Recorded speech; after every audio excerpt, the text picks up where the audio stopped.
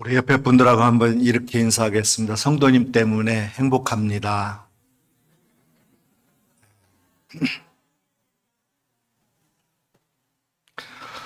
오늘 예배드리는 우리 모두에게 하나님의 놀라운 은혜와 복이 풍성하게 넘쳐나시기를 주 예수님의 이름으로 간절히 축원합니다. 우리가 살면서 참 바꾸기 힘들 일들이 많이 있어요. 그 중에 가장 힘든 것이 우리 습관이 아닌가 그렇게 생각합니다.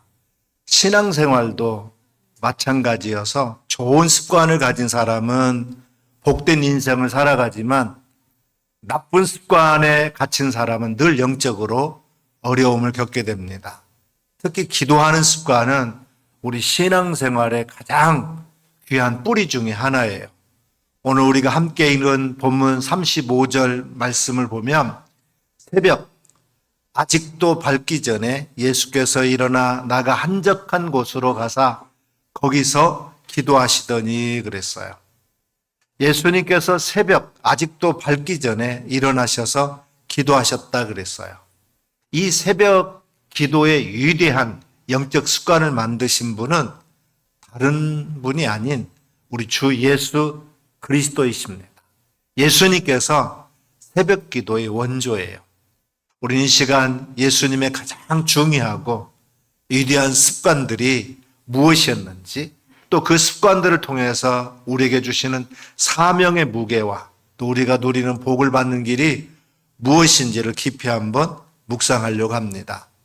오늘 본문에 보면 예수님께서 갈릴리 사역 초기에 가버나움에서 보여주신 하루의 일과를 담고 있어요. 예수님은 안식일이 끝나는 토요일 해질 무렵부터 밤늦도록 시몬 베드로와 안드레 집에 몰려온 온 동네 사람들을 섬겼습니다. 회당에서 귀신을 내쫓았어요. 예수님께서 베드로의 장모의 손을 잡아 일으키십니다. 예수님께서 병을 치유할 때 하시는 특별한 행동이 있어요.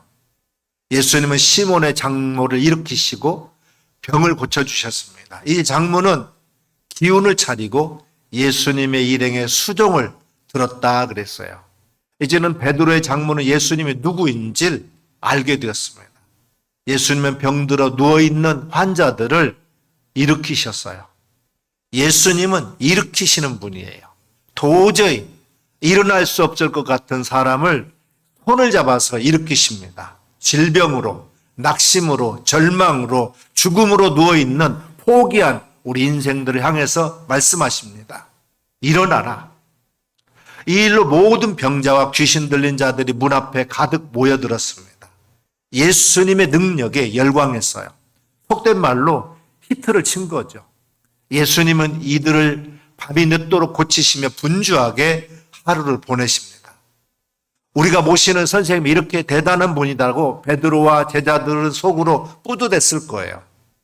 인간적인 육체를 입고 오신 예수님께서는 그 누구보다도 피곤하고 지쳐 잠들었습니다. 광풍이 치는 바다 한가운데서 배 뒷부분에서 세상 모르고 깊이 주무셨던 예수님은 그만큼 사역이 고단했던 것을 알 수 있어요. 그러나 예수님께서는 지금 가버나움의 인기에 취해가지고 머물 여유가 없습니다. 예수님께서 행하신 수많은 병고침과 귀신 쫓아내는 일들은 그 자체가 목적이 아니었어요. 예수님은 이 이적들을 통해서 자신이 하나님의 아들이고 그리스도임을 모든 사람들에게 나타내 보이기를 원했어요. 곧 이적은 궁극적인 사명인 전도, 즉 복음 전파와 영혼 구원을 위한 수단이었을 뿐이에요. 그래서 이튿날 새벽 사람들이 자신을 애타게 찾고 있음에도 불구하고 예수님은 제자들의 요청을 단호하게 거절하면서 38절에 보면 우리가 다른 가까운 마을들로 가자. 거기서도 전도하리니 내가 이 일을 위하여 왔노라. 이렇게 선언하십니다. 이 말씀은 예수님의 사역의 중심축을 명확하게 우리에게 보여주고 있어요.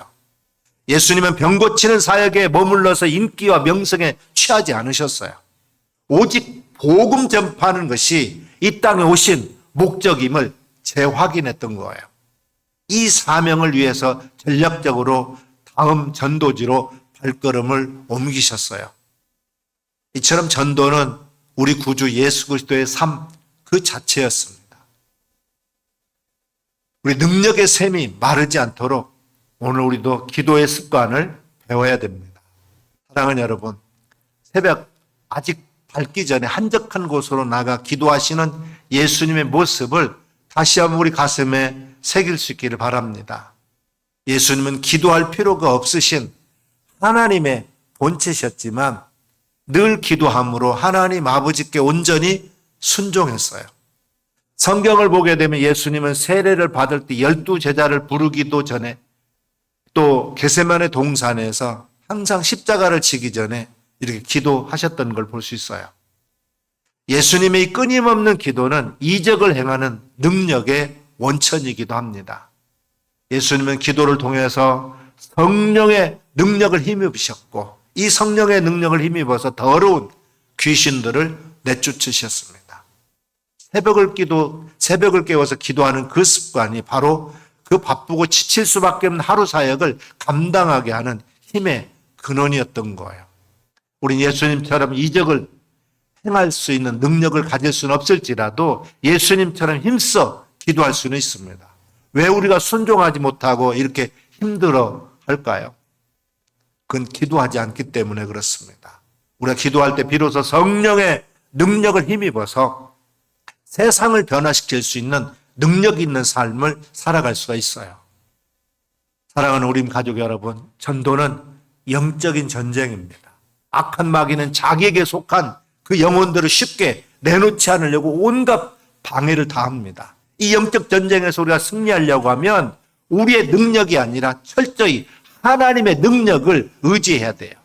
그러기에 기도하지 않고는 이 일을 할 수가 없는 거예요.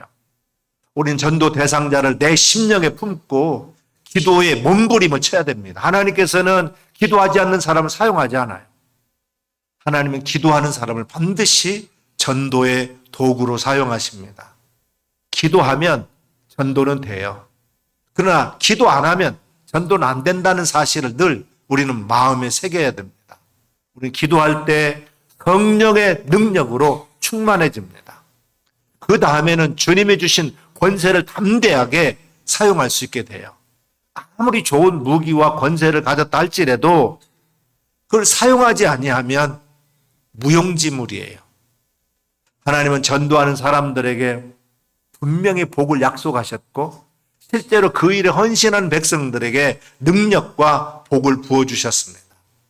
사랑하는 여러분, 우리가 전도를 목적으로 기도할 때 하나님께서 반드시 역사하십니다. 늘 기도함으로 날마다 성령의 능력을 힘입어서 전도의 열매를 맺는 능력의 삶을 살아갈 수 있게 되기를 주님의 이름으로 축원합니다. 또 우리가 사명을 최우선 순위에 두어야 됩니다. 우리 남은 인생을 어디에다가 우리가 바치겠습니까? 예수님 모든 사역에 세밀한 계획을 가지고 일하십니다. 오늘 본문에서 제자들은 많은 병자가 예수님을 기다린다고 보고했을 때 예수님은 그들의 요청을 거절하고 우리가 다른 가까운 마을들로 가자. 거기서도 전도하리니 내가 이를 위하여 왔노라. 그렇게 말씀하셨어요. 예수님이 이미 가버나움에서 충분히 복음을 전하셨다고 판단했어요. 이제는 복음을 듣지 못한 다른 마을로 가서는 복음을 전하는 중요한 사명을 감당하기를 원하셨어요. 예수님의 일상생활 전체가 전도를 위한 프로그램으로 일관되어 있습니다. 사랑하는 우리 가족 여러분, 우리 주님이 이 땅에 오신 목적은 오직 전도에 있습니다. 인자가 온 것은 잃어버린 자를 찾아 구원하려 함이라. 내가 온 것은 양으로 생명을 얻게 하고 풍성하게 더 얻게 하려 함이라 그랬어요. 내가 이 일을 위하여 왔노라. 전도는 예수님의 사명 제1순위입니다. 우리의 삶의 목적은 뭡니까? 우리는 이 사명을 깨닫고 우리의 남은 인생의 에너지를 어디에다가 우리가 집중해야 될까요?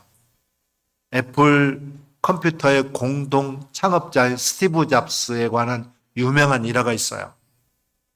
회사의 초기에 성장이 제자리 걸음을 맴돌자 효율성 있는 마케팅 전략을 놓고 고민에 빠졌어요. 회사가 성장의 정치하기에 빠지자 그는 당시 펩시콜라의 CEO였던 존 스컬리를 찾아갑니다. 스컬리는 이미 38살 때 펩시 사장이 되어서 당시 펩시 세대를 공략하는 광고 전략으로 부동의 1위 코카콜라를 추월한 장본인이 되었어요. 명예와 부를 충분히 누리고 있었습니다. 따라서 스티브 잡스가 집요하게 설득하면서 막대한 보상을 제안해도 전혀 움직이질 않는 거예요. 그때 스티브 잡스가 44살이었던 스컬리에게 마지막 승부수를 던지면서 이렇게 강력하게 말했다는 거예요. 당신은 저 설탕물이나 팔면서 남은 인생을 허생하겠습니까? 허비하겠습니까? 아니면 세상을 바꾸는 일에 당신 자신을 던지겠습니까? 결국 이 말에 그가 움직였고 스컬리는 애플에 참여해서 세계적인 기업을 일구는데 결정적인 역할을 했다는 거예요. 사랑하는 여러분, 우리에게도 이와 같은 질문이 주어집니다.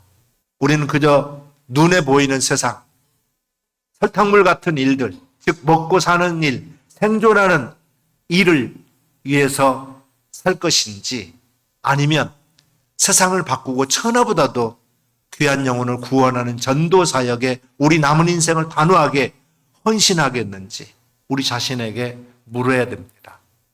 우리가 이 땅에 태어났으면 우리 인생을 맡았을 때 내가 이런 일을 하고 간다고 멋지게 이야기할 그런 레퍼토리들을 만들어야 되지 않겠습니까?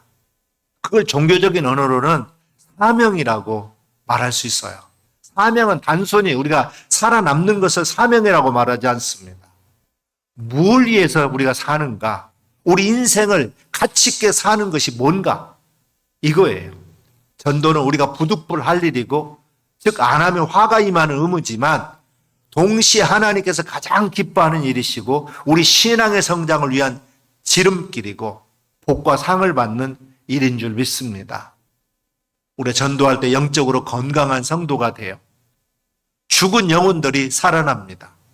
우리의 믿음이 성장하게 돼요. 막혔던 문제들이 다 풀리게 되고 놀라운 복이 우리에게 임하게 됩니다. 생존의 문제가 늘 우리의 발목을 붙잡고는 있지만 우리는 항상 더 나은 인생을 꿈꾸고 있습니다. 우리 인생을 사명 있는 곳에 투자할 때 우리 삶이 빛나는 거예요. 지금 단호한 결단을 우리가 내려야 됩니다. 우리 인생 에너지를 영혼 구원이라고 하는 가장 가치 있는 일에 집중하기로 작정하는 이 시간이 되시기를 주님의 이름으로 축원합니다.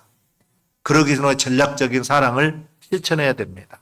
예수님은 전도를 계획했을 뿐만 아니라 계획되지 않았을지라도 모든 만남을 전도의 기회로 포착해 사셨습니다. 전도는 하면 됩니다. 사랑하는 우리 가족 여러분, 우리가 열정을 품고 전도할 때 그 기준과 모델을 어디에 둬야 되겠습니까? 예수님처럼 우리도 복음의 열정을 품어야 됩니다. 예수님은 분명히 전도를 사명 1순위로 설정했어요.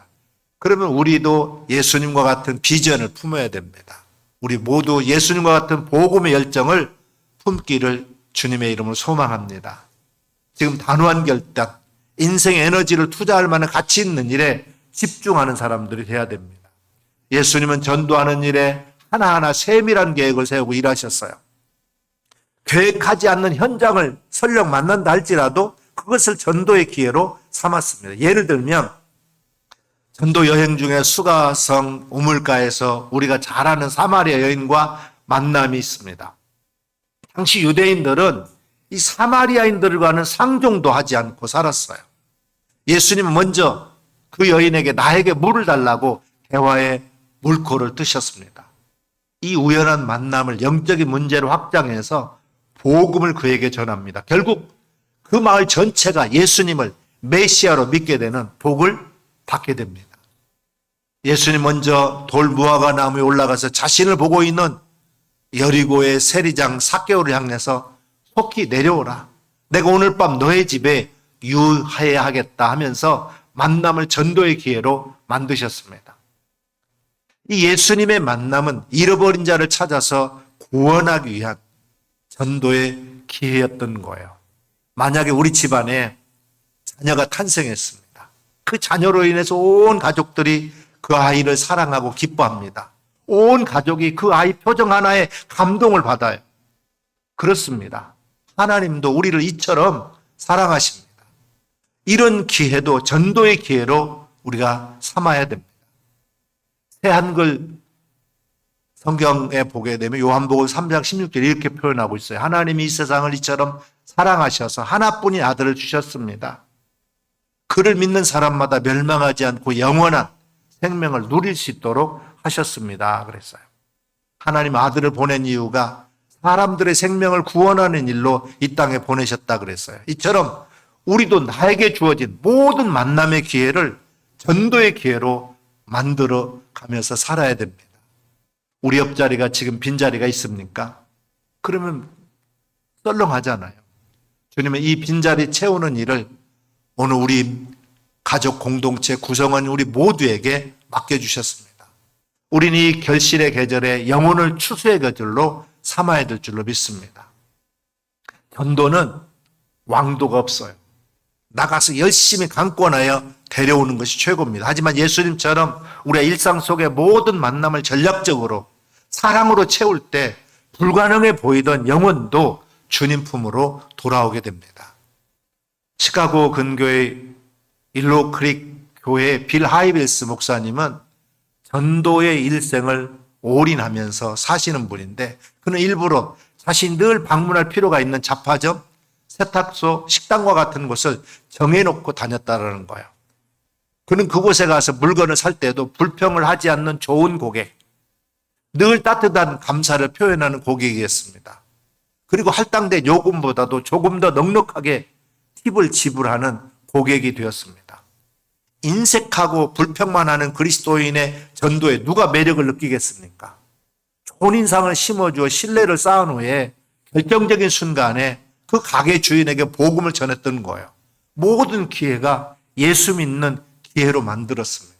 그렇게 해서 그가 다니던 세탁소의 한국 주인이 결국 교회에 나와서 예수를 믿고 세례를 받게 되었다는 거예요. 이것이 생활전도잖아요. 전도는 복음에 얼마나 미쳤느냐에 따라서 열매가 결정됩니다. 전도는 가슴에 복음의 불을 붙이는 거예요. 우리의 가슴에 복음의 불이 붙어 있어야 이웃들이 이 복음의 불구경을 하러 올 것 아니겠습니까? 근데 우리는 언젠가부터 복음의 불을 끄는 소방관들이 되었어요. 자기의 불을 끄고 이웃의 복음의 불을 끄는 역할을 자기도 모르게 하고 있습니다. 이것이 안타까운 일이에요. 예수 믿는다고 큰 소리로 기도하고 식사하던 사람들이 팁은커녕 이것저것 불평만 하고 함부로 대하고 그러면 그 일하는 사람들이 보면서 예수 믿고 싶은 마음이 생기겠습니까? 오히려 예수 믿고 싶은 마음이 천리말리 도망가 버리고 말 거예요. 세상에는 공짜가 없어요. 우연도 없습니다. 내가 어떻게 해야 감동받고 예수 믿고 싶어 할까요? 심은 만큼 나고 심은 만큼 거둔다는 사실이에요. 스스로 속이지 말라. 하나님은 만홀히 여김을 받지 아니하시나니 사람이 무엇으로 심든지 그대로 거두리라 그랬어요. 사랑하는 여러분, 우리 모두 하나님의 말씀을 전하고 선포해야 할 그런 의무가 있어요. 그 의무는 지겹고 힘든 일이 아니라 참으로 아름다운 일이에요. 그러나 이 복음을 전하지 아니하면 영혼의 열매를 맺지 못함을 우리는 기억해야 됩니다. 사랑하는 우리 가족 여러분, 복음을 전할 기회를 여러분 놓쳤습니까? 복음을 받을 기회를 놓쳤습니까? 그러면 당연히 안 된다는 거예요. 로마서 10장 14절에 그런즉 저희가 믿지 아니하는 이를 어찌 부르리요? 듣지도 못한 이를 어찌 믿으리요? 전파하는 자가 없이 어찌 들으리요? 그랬어요. 전도는 안 하면 안 된다는 뜻이요. 내가 가진 재능이나 장점도 제대로 활용하지 않으면 결국은 다 소멸됩니다. 아직도 그저 대충 그렇게 살다가 우리 가겠습니까? 아니면 한번 세상을 변화시키는 일에 오늘 우리도 도전해 보겠습니까? 내 가족이라도 예수 믿는 믿음의 가정으로 한번 만들고 싶은 꿈이 없습니까? 일상생활의 모든 일을 그대로 두면 결실이 없어요. 특별히 전도에 관한 일은 더욱더 그렇습니다. 하면 됩니다. 그러나 안 하면 아무것도 안 돼요. 결국 한 달란트 받은 사람처럼 악하고 게으른 사람이라고 소리를 들을 거예요. 전도는 왕도가 없지만 우리도 예수님처럼 상대방의 필요를 먼저 채워주고 좋은 인상을 심어주고 상대방의 이야기를 먼저 들어주는 거, 바로 이것이 전도의 시작이 될 거예요.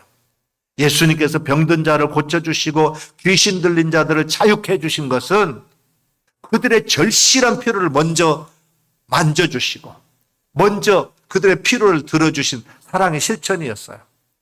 불이 났을 때 가장 첫 번째 해야 할 일은 불이야! 하고 소리치는 것이 먼저예요. 내가 할 수 있는 가장 큰 목소리로 소리쳐서 화재를 주변 사람들에게 알려서 사람을 살리는 일을 해야 됩니다. 이것이 전도예요. 기억해야 됩니다. 모든 전도의 시작은 사람에 대한 진정한 사랑으로부터 시작된다는 거예요. 우리가 누군가를 생각하는 최고의 사랑은 바로 그에게 예수 그리스도를 소개해 주는 것입니다. 정말 우리가 지옥이 있다는 것을 믿는다면 사랑하는 가족과 이웃에게 반드시 우리가 복음을 전해야 되지 않겠습니까? 전도는 일부에게만 주어진 것이 아니라 우리 모든 성도들이 다 해야 되는 그런 사명이에요. 우리는 핑계대지 않고 주님께서 명하신 대로 사람을 강권하에 데려다가 내 집을 채우라는 명령을 이 가을에 영혼의 추수의 절에 실천할 수 있기를 바랍니다. 전도는 불가능이 없어요. 우리가 순수한 마음으로 용기를 내서 순종할 때 우리 하나님이 도와주십니다. 내가 진실로 너에게 이르노니 한 알의 밀이 땅에 떨어져 죽지 아니하면 한 알 그대로 있고 죽으면 많은 열매를 맺느니라 그랬어요. 어떤 교회가 좋은 교회입니까? 어떤 교회가 힘 있는 교회입니까? 나는 전도를 위해서 부름받았습니다라고 말하는 교인들이 얼마나 그 교회에 맞느냐라고 평가할 수 있어요. 그러면 어떤 교회가 안 좋은 교회일까요? 무기력한 교회일까요? 안 하면 안 되는 줄 알면서 또 영혼 구원하는 일에 손을 놓고 있는 자들이 얼마나 많이 있느냐로 평가할 수 있습니다. 예수님은 사람을 구원하기 위해서 강력하게 전도하셨어요. 전도하시기 전에 먼저 고요한 곳에 가서 기도로 준비하셨습니다.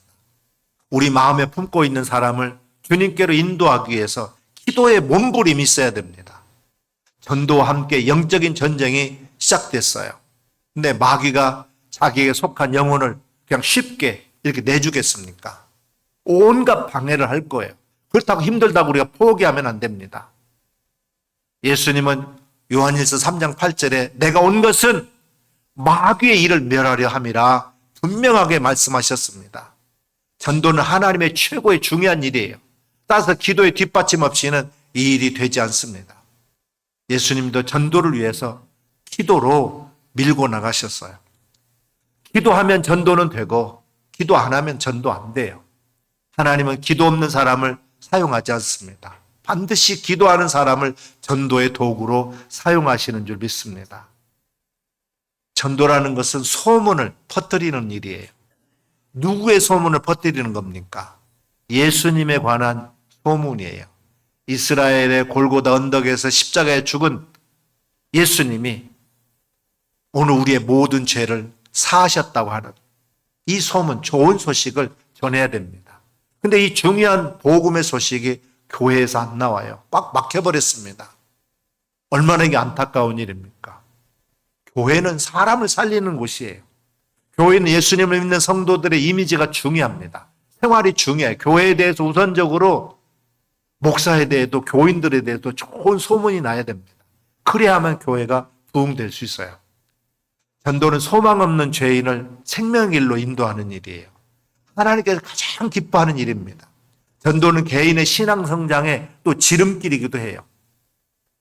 전도하면 내 신앙도 그만큼 살아납니다. 이제 우리가 처녀가요, 아들을 낳게 되면 그다음부터 이제 어른으로 취급받으면서 더 성장하게 되는 걸 볼 수 있어요. 어리더라도, 나이가 어리더라도 아이를 낳으면 그만큼 푹 성장해 있는 그 모습을 볼 수 있어요. 우리 신앙도 마찬가지입니다. 나 혼자 신앙생활로 머물고 있으면 그냥 오래 신앙생활에서도 어린아이와 같은 신앙에 머물러요. 그러나 전도하게 되면 그 영혼들을 보살펴야 되는 사람으로 성장하게 됩니다. 전도는 하나님으로부터 복과 상을 받는 일이에요. 전도는 사랑을 실천하는 일이에요. 이런 전도를 하지 않으면 내게 화가 임합니다. 그 전도는 안 하면 결국은 안 되고 화가 우리에게 임한다 그랬어요. 고린도전서 9장 16절에 내가 복음을 전할지라도 자랑할 것이 없으면 내가 부득불 할 일입니다. 만일 복음을 전하지 아니하면 내게 화가 있을 것임이라고 사도 바울은 얘기했어요. 사람이 밥을 먹고 누워만 있으면 비만으로 인해 가지고 마지막엔 병이 찾아옵니다. 그리스도인이 말씀만 먹고 전도하지 않으면 비만으로 영적 병에 걸리게 되는 거예요. 따라서 우리 그리스도인들은 전도할 때 더욱더 건강한 성도가 될 수 있습니다. 전도할 때 더욱더 풍성한 하나님의 은혜를 받게 되는 줄 믿습니다. 전도할 때 미지근한 영혼이 뜨거워질 줄 믿습니다. 전도할 때 죽은 영혼이 살아나요. 여러분 한번 시험해 보세요. 전도할 때 우리 믿음이 성장합니다. 전도할 때 고통과 고민은 사라집니다. 전도할 때 소원이 성취돼요. 이 사실을 믿고 힘있는 전도자로 여러분이 세워지기를 주님의 이름으로 축원합니다.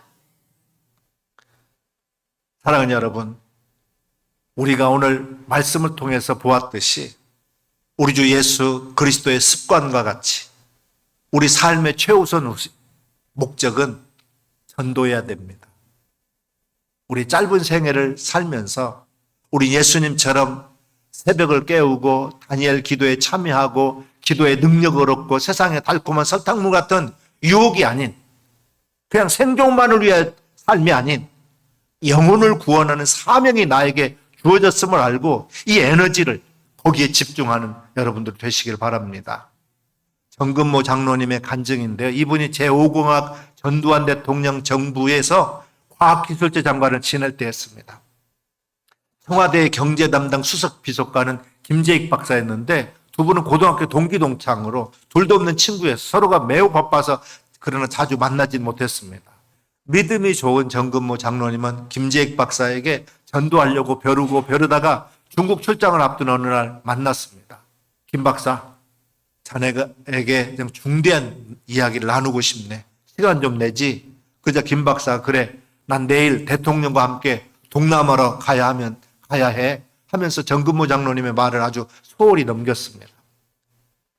정근모 장로님은 뜻을 이루지 못하자 이제 나중에 중국에 갔다 오고 자네는 동남아 갔다 와서 다시 만나세라는 말을 남기고 헤어졌습니다. 그러나 그것이 마지막 만남이 될 줄 누가 알았겠습니까? 김재익 박사는 미얀마에 갔다가 아웅산 국립묘소 방문의 사고로 그만 그 자리에서 죽고 말았어요. 전도는 미루면 안 됩니다. 내년도 아니고 다음 달도 아니고 바로 지금부터 시작해야 됩니다. 마귀는 전도하는 일, 기도하는 일, 헌금하는 일 이런 일을 천천히 해라. 너무 급하게 하지 마라. 충동질합니다. 적당히 하라. 나중에 차차 해. 그래요. 주님은 지금도 우리에게 말씀하십니다. 이르시되 우리가 다른 가까운 말들로 가자. 거기서도 전도하리니 내가 이 일을 위하여 왔노라.